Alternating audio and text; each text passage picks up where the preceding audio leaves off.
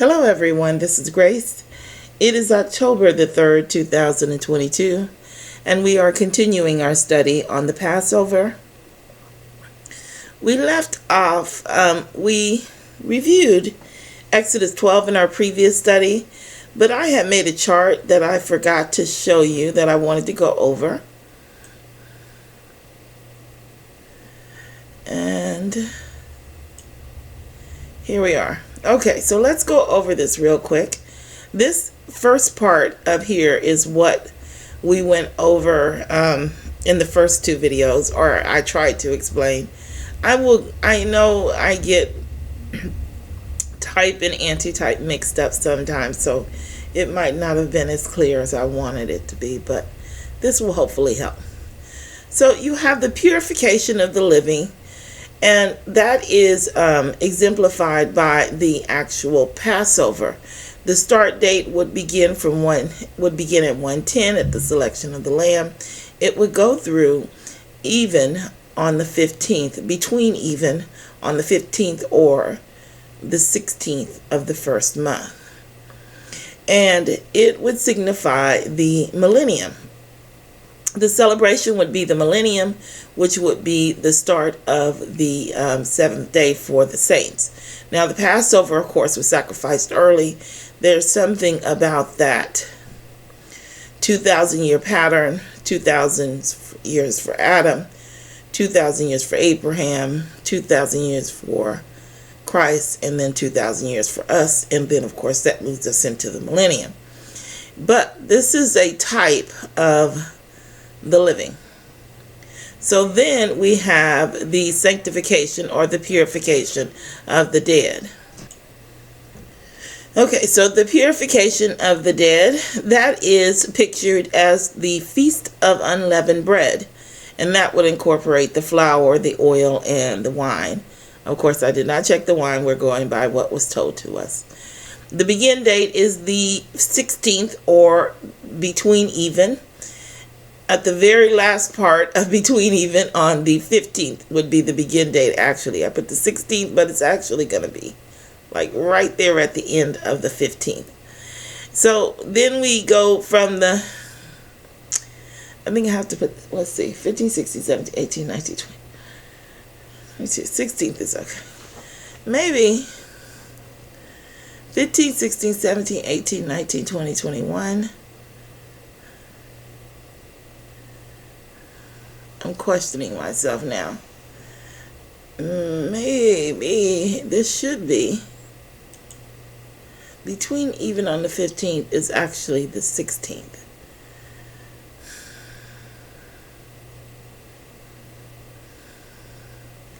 (16, 17, 18, 19, 20, 21).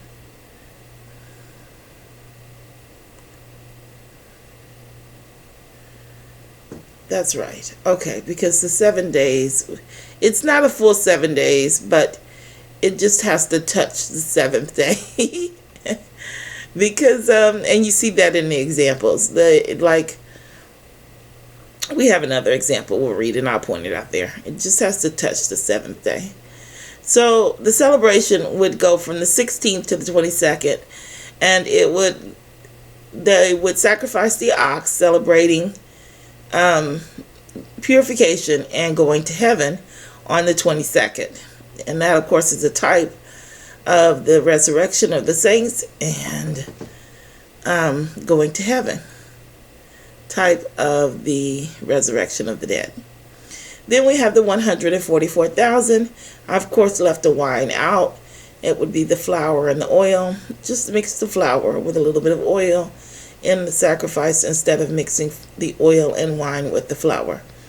So then, of course, we don't know the dates, and this is the first fruits of the living. And then we have the Feast of Tabernacles, the 144,000.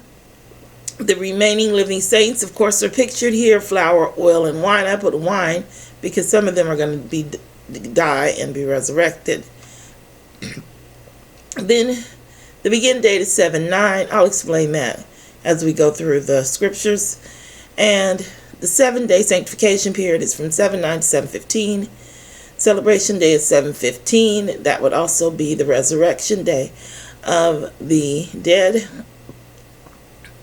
Solemn assembly is not applicable because the solemn assembly must include all of the saints, as I mentioned before, and it is an antitype of the living saints. So you have the first fruits and you have the antitype of the living, and then of course you have a type up here as well. You have a type of the living and the first fruits, and then you have the type of the living and the first fruits of the dead. I should have that there as well. And then this would be the dead that are not the first fruits.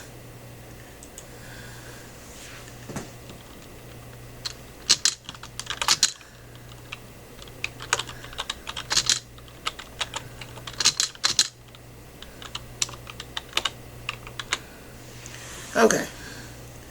So then you have okay, so this is the antitype of the living, the 144,000. And then you have the last day of celebration. Well, it's not the last because I didn't include the 8th day. But you have the purification of the saints that are going to be resurrected. All of the other nations will be included in this. This would be the Feast of Tabernacles, and that's the day that the ox or the peace offering would be offered. It would begin on the 7:15. Begin date is 7:15. Runs from 7:15 to 7:21. And then, of course, the 7:22 is the 8th day. I'm not sure if it's 7:22 to match this date or why, but you would offer the offering, of course, on the 7th day. That would be the day of the peace offering. And then, of course, we have the 8th day, which is symbolic, of course, of the millennium, where we all will forever be going into heaven. And this, of course, is the antitype of the resurrection of the dead, and also of the solemn assembly, where everyone will appear before God as a Holy Convocation. Antitype of the dead rising. Okay, so that's the picture. Let's go on ahead and take a look at our scriptures, or we're just going to go through them one by one. I don't think I have that many. Let's just look real quick. 20 something, not so bad. So let's go through them.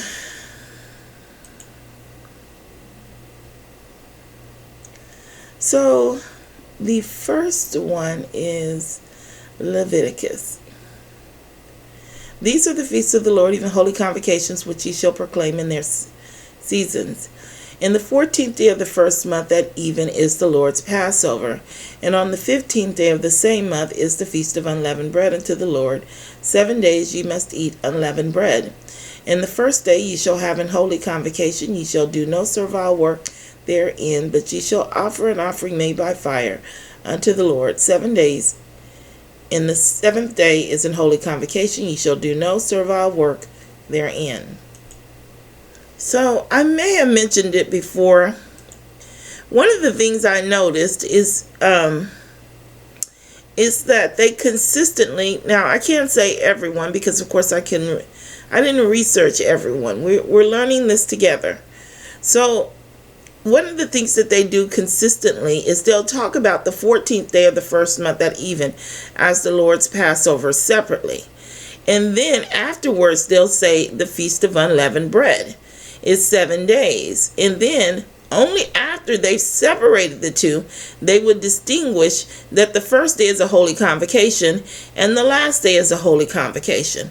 This, of course, as I mentioned before, is because they don't want you to know that the Passover is a holy day. They actually tried to get rid of it, but the Bible, it was handed down from generation to generation to generation. We never forgot. And so throughout history, we have taught our children about the Passover and that it is a holy day. So they weren't able to eradicate it. But That was the plan. So they tried to eradicate it and replace it with this holy day, which is not truly a holy day. They just made it up. And they didn't even do a good job, because we received the law on the 5th month. And they're telling us to have a memorial of something that supposedly happened in the 7th month. It's illogical. Well, it's not true. And that's why it's illogical. But the pattern here is that they'll talk about the 14th. They'll never associate it with, and I use the term loosely because I don't remember the whole Bible. Of course, my memory is bad. You guys know that. Or if you're new, my memory's bad. So they use the term the 14th, and then they'll talk about the unleavened bread, and then they'll talk about the Holy Convocations for the 1st and the 7th day. But this is a Holy Convocation as well. It is a feast day, and it should be kept as one. The 14th, the 16th, and the last day, of course, which is going to be the 22nd. Those are our holy days. Well, this says the 15th day of the same month, but it should say the 15th day at even. That's the copy and paste part that they put in Exodus 12, where they were talking about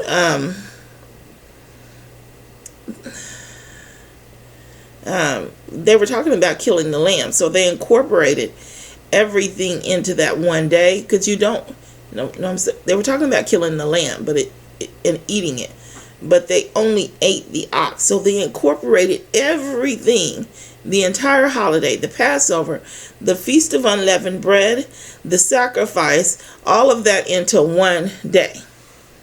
Yeah, but it's not real. It's not true. Let's skip down here, and we're going to go and take a look at. So I've already mentioned the Feast of Trumpets. Let's look at the Day of Atonement. And the Lord spake unto Moses, saying, also on the 10th day of this 7th month there shall be a Day of Atonement. It shall be a holy convocation unto you, and ye shall afflict your souls, and offer an offering made by fire.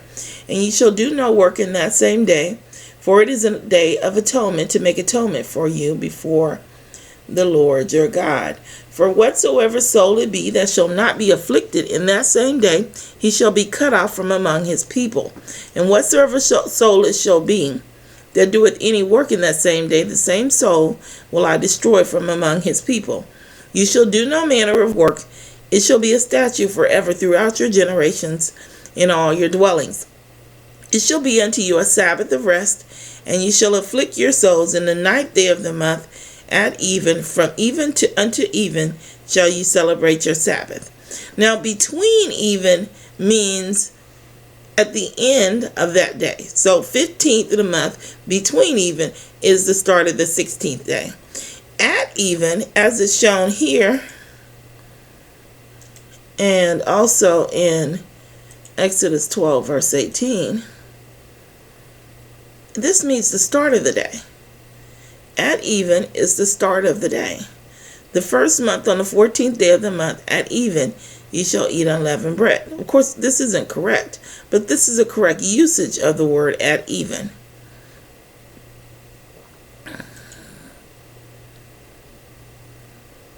So here, they're saying that you start at the beginning of the 9th day of the month, at even, which is the beginning of the day. From even until even shall you celebrate your Sabbath.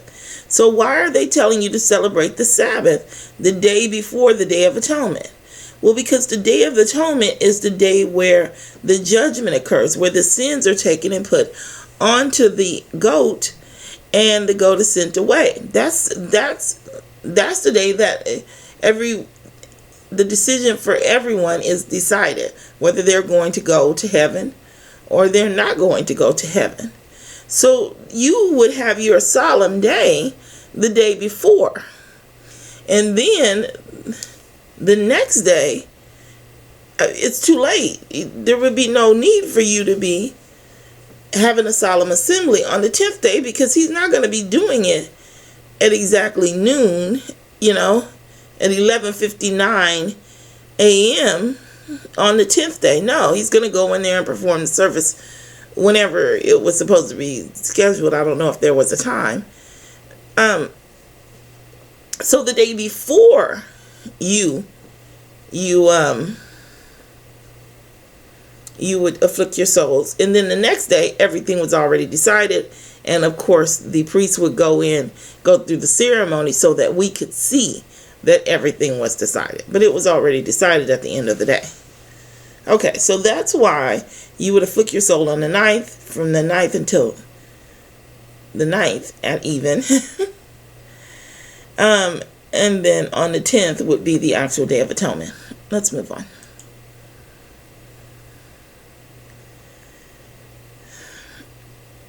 And the Lord spake unto Moses in the wilderness of Sinai in the 1st month of the 2nd year, after they were come out of the land of Egypt, saying, Let the children of Israel also keep the Passover at his appointed season.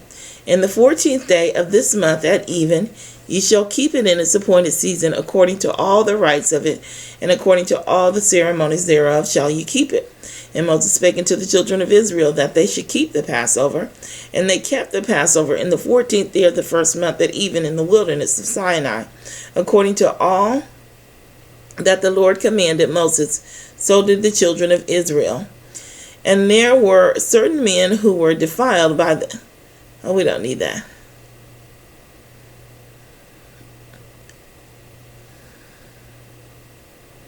Well, they changed this. It says at even. This will be at the end of the day at even. But actually, you would keep the Passover on the 14th day. At the day after that is the day that you would clean the leaven out of your house in preparation for the coming Feast of Unleavened Bread. So that would be symbolic, of course, of the 144,000.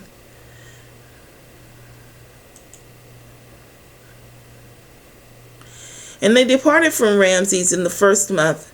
On the 15th day of the 1st month, on the morrow after the Passover, the children of Israel went out with an high hand in the sight of all the Egyptians. So this part right here, we know they didn't leave on the 15th day of the 1st month. They left on the last day of the celebration, which was the 22nd. On the 1st month, on the 22nd day of the 1st month, on the day after the Passover, on the morrow after the Passover.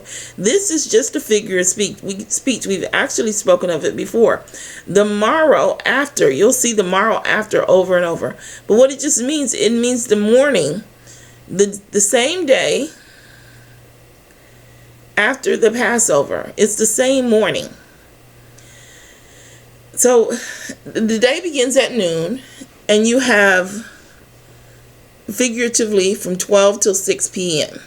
And the day goes around. And then this, of course, the morrow after would be figuratively from 6 a.m. till 12 p.m. That's when they went out. The day after the Passover, which would have been the 22nd. They went out with a high hand in celebration in sight of all of the Egyptians.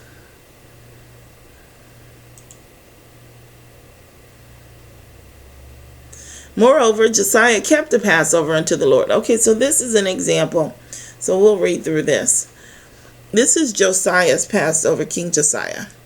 Moreover, Josiah kept the Passover unto the Lord in Jerusalem, and they killed the Passover on the 14th day of the 1st month.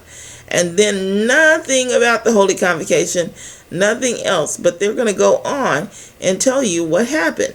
But it's separate. It's separated from everything else, which is the way it was done. It was separated. The assembly or the leaders would kill the Passover, and that would be that. Okay, let's continue on though. And he set the priests in their charge and encouraged them to the service of the house of the Lord, and said unto the Levites that taught all Israel, And said unto the Levites that taught all Israel, which were holy unto the Lord, put the holy ark in the house which Solomon the son of David, king of Israel, did build. It shall not be a burden upon your shoulders. Serve now the Lord your God and his people Israel, and prepare yourself by the houses of your fathers, after your courses, according to the writings of David, king of Israel, and according to the writings of Solomon, his son. And I think I mentioned before that King David wrote up by family when they should serve in the temple. And then, of course, everyone would have a chance to serve during the 3 major holidays because they would receive more provisions or food by making the sacrifices in those days. So he says, and stand in the place according to the division. So he wants them to stand lined up, beautifully presented, of course, by the families. And stand in the holy place according to the divisions of the families of the fathers of your brethren, the people, and after the divisions of the families of the Levites. Let me read that again. And stand in the holy place according to the divisions of the families of the fathers of your brethren, the people, and after the division of the families of the Levites. So kill the Passover and sanctify yourselves and prepare your brethren that they may do according to the word of the Lord by the hand of Moses. Now, this sequence is not a coincidence. We know that the Passover was killed on the 14th, and then the sanctification day would not happen until the next day at even. So they would kill the Passover first, and then they would sanctify themselves afterwards. You see? So kill the Passover and sanctify yourselves, and then they prepare their brethren. Why? Because the celebration of unleavened bread, they're making offerings for them during the celebration of unleavened bread, that they may do according to the word of the Lord by the hand of Moses. And Josiah gave to the people of the flock lambs and kids of all of the Passover offerings for all that were present, to the number of 30,000 and 3,000 bullocks. These were of the king's substance. This is not true. There were no goats in the Passover offering, only one lamb. This is not speaking of the Passover offering. The Passover offering was done way up here. And the purpose of it was to sanctify themselves, the priests. Okay? Now we get down here, and of course, because they're trying to hide it, they're making it look like it's part of the offering system for their regular brethren. It is not. They kill an ox. So it says, Josiah gave to the people of the flock lambs, which may or may not have been true because they had to eat something. They were there celebrating for a week. Now we know that the children of Israel did not do this, though. They may have sacrificed. I don't think they would have sacrificed anything. The assembly would have sacrificed it for them. But the people of Israel could not have done this because there was no huge gathering for them. They were still slaves in Egypt. So they would have had to have packed up everything that belonged to them. They wouldn't have had time to have done it before because their workload had been increased to the point of distress. So they wouldn't have been able to pack up everything. So they would have had to spend their time preparing to leave because they had to leave. They had to take everything with them, everything they owned. So that's what they would have been doing. So for sure there would have been some kind of a sacrifice made, but I haven't found that yet. We'll hopefully, we'll find something that seems to match common sense and the other scriptures, but for now I don't know what that is. But when they go to the celebration, they have to eat something. They have to eat something, but it wasn't a Passover offering. There was only one lamb for a Passover offering. There is no such thing as a Passover offerings. There's a Passover lamb. Passover offerings is not a word. And you did not kill a goat. They would sacrifice lambs to eat. And it maybe, and I'm just saying a maybe there, but I just think it would be likely. So anyway, so they gave the people of the flock lambs and kids, all for the Passover offerings for all that were present, to the number of 30,000 and 3,000 bullocks. Of course, we know that the bullocks was perfectly acceptable and it was required at the end of the ceremony. These were the king's substance, were of the king's substance. And his princes gave willingly unto the people, to the priests, and to the Levites, Hilkiah and Zechariah and Jehiel, rulers of the house of God, gave unto the priests for the Passover offering 2,600 small cattle, and 300 oxen. The reason why they put this small cattle here was because they originally had goats in here. They repeated down here. They took the word out because it couldn't pass. People knew that it wasn't right, so they had to take it out altogether.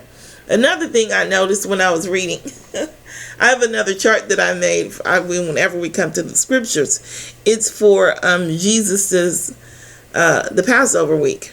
I did a study on the Sabbath day, and in that study I gave the scripture John 12 verse 1 to count the Sabbath day. Well, I don't think that's correct anymore. I don't think it's correct.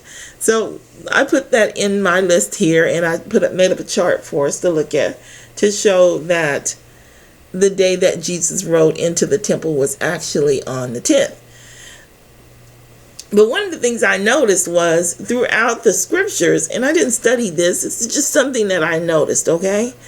That they would say sheep, sheep, sheep, sheep, sheep, sheep, sheep here. So they would have sheep in the temple. They would have sheep here. They would have sheep there. But when John talks about the Lamb of God, he uses the word lamb, because the lamb, of course, would imply that it's a sheep that's younger. So, so anyway, I just noticed that. I thought it was strange. I didn't think it was strange. I thought it was revealing some truth that they would rather have hidden, because sheep in the house of God, of course, could be sacrificed, and it didn't have to necessarily mean that they were offering them up as Passover offerings or burnt offerings, because they were just sheep. We are the sheep. Jesus is the sacrificial Lamb of God. Anyway, but that's why they put this here. It was originally goat, and they took it out because it wouldn't pass the scrutiny of others. Had it here and they had it there. Konaniah,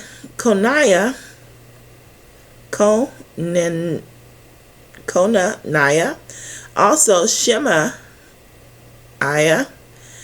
and Nathaniel, his brethren, and let's just skip these. Chief of the Levites, gave unto the Levites for Passover offerings 5,000 small cattle and 500 oxen. So the service was prepared, and the priests stood in their place, and the Levites in their courses, according to the king's commandment. And this was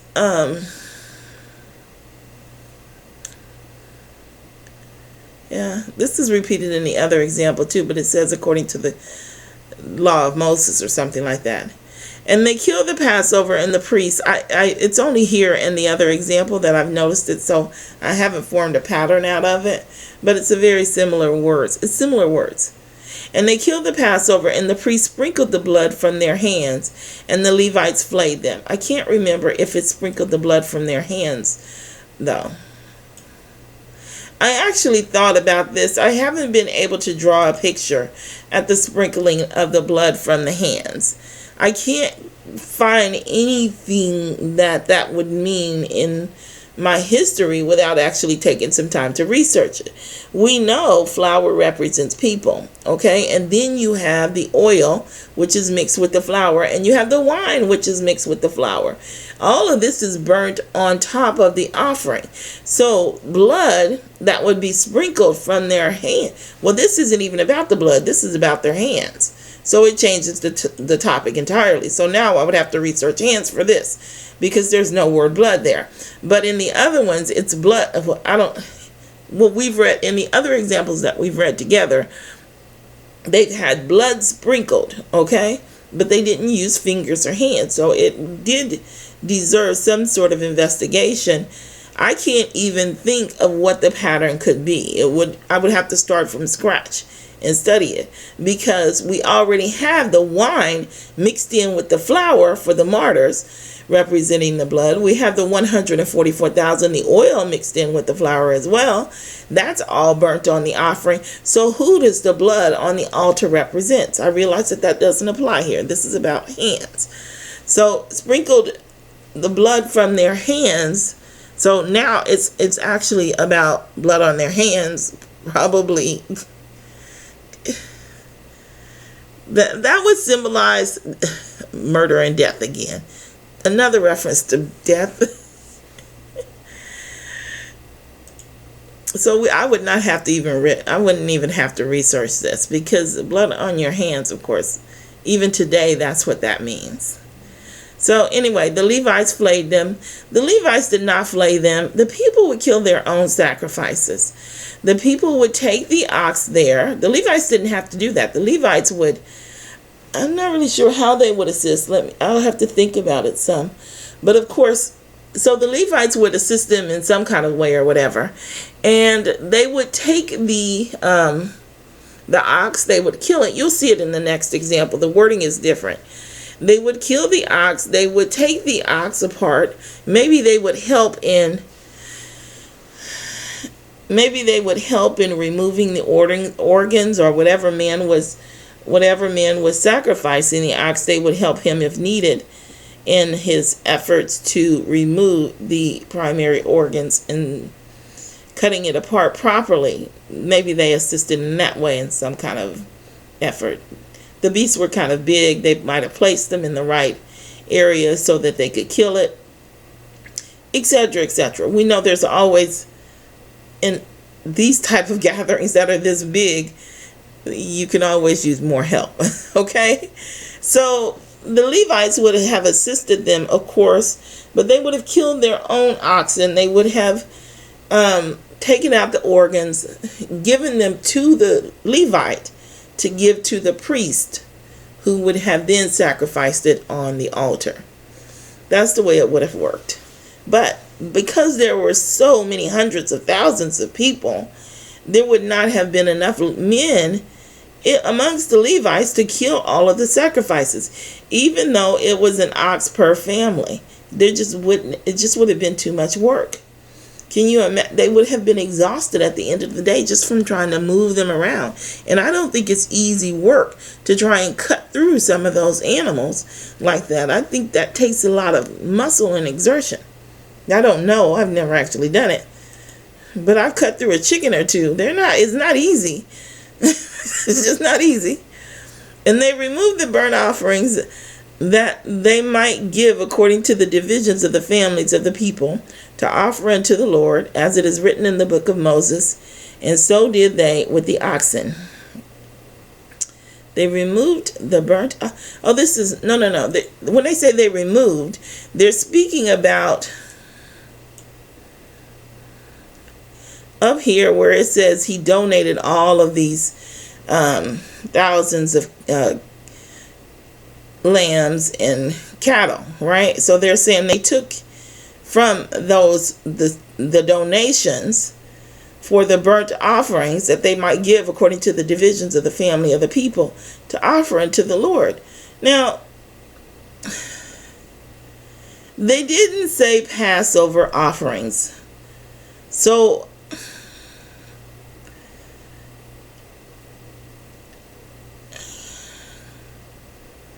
I'm going to say this is true, actually. Because that peace offering, I'm going to say it's true because, actually, maybe there would have been a place for the lambs. Because they would have offered the lamb first as a burnt offering. And on top of the lamb,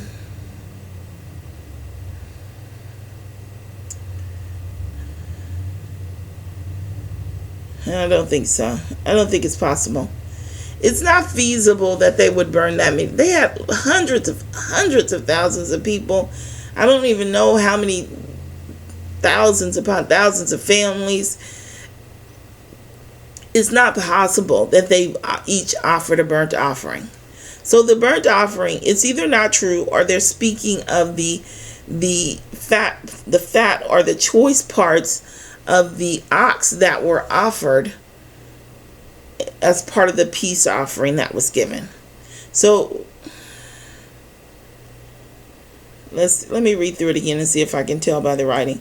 And they removed the burnt offerings that they might give according to the divisions of the family of the people, to offer unto the Lord, as it is written in the book of Moses. And so did they. Okay, see, they're speaking of the lambs here. Yeah. So it's not true for the lambs, because they're saying that the lamb is the burnt offering.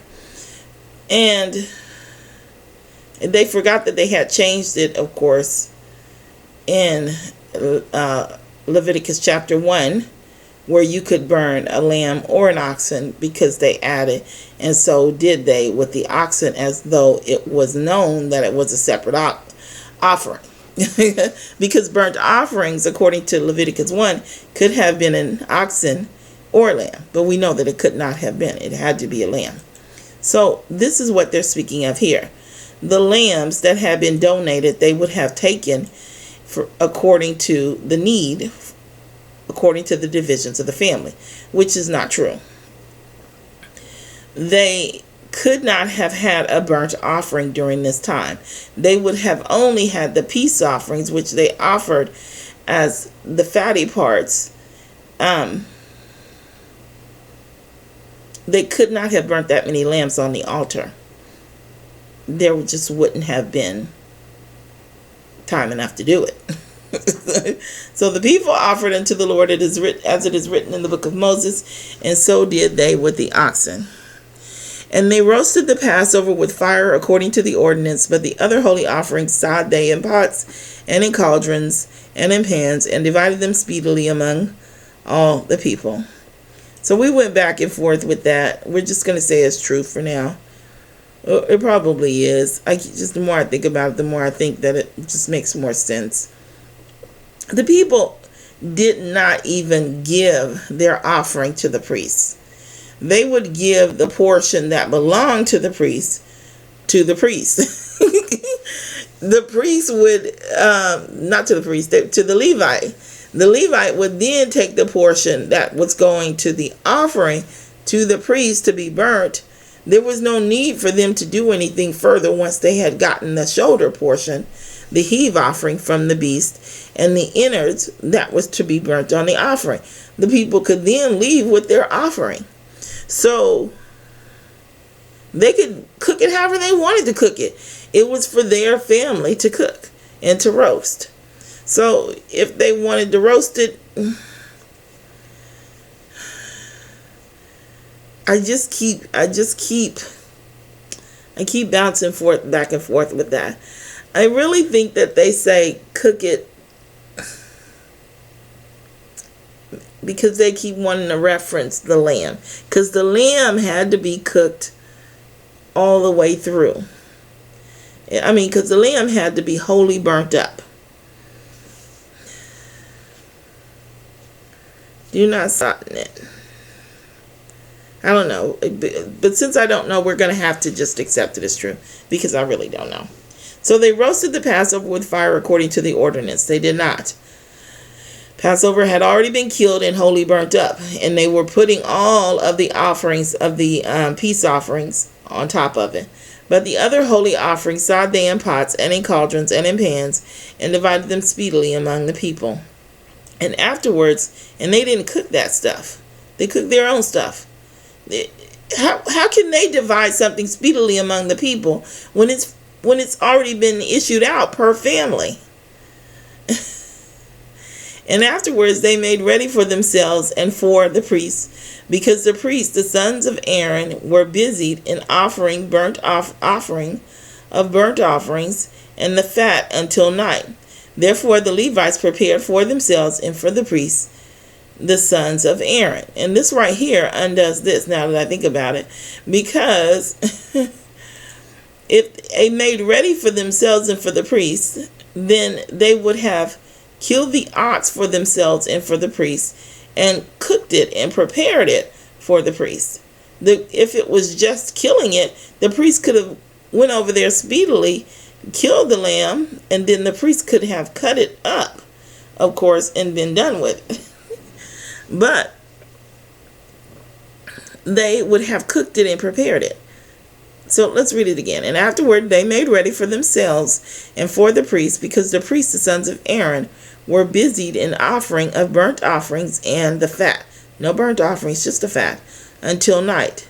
Therefore the Levites prepared for themselves and for the priests, the sons of Aaron. And the singers, the sons of Asaph, were in their place according to the commandment. We are way over time. Let's finish this up and then we'll stop. According to the commandment of David and Asaph and Heman and Jeduthun, the king's seer, and the porters waited at every gate. They might not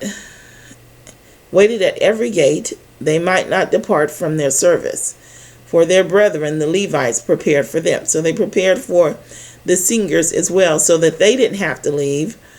And then of course they would have actually done the same thing for them. They would have taken the ox, killed it, and then separated the parts and made the offering on their behalf and their family's behalf, so that they wouldn't have to leave their post. So all the service of the Lord was prepared the same day to keep the Passover. Of course, we know it's the last day of the Passover, if they are speaking of the feast, and to offer burnt offerings upon the altar of the Lord according to the commandment of King Josiah. And the children of Israel that were present kept the Passover at that time and the feast of unleavened bread 7 days. And there was no Passover like to that kept in Israel from the days of Samuel the prophet. Neither did all the kings of Israel keep such a Passover as Josiah kept, and the priests and the Levites and all Judah and Israel that were present, and the inhabitants of Jerusalem. In the 18th year of the reign of Josiah was this Passover kept. You guys,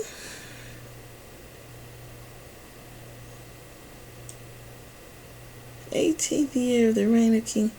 It doesn't have anything to do with this study. I'm sorry. I just was distracted. I was trying to think of what year did Jeremiah start prophesying.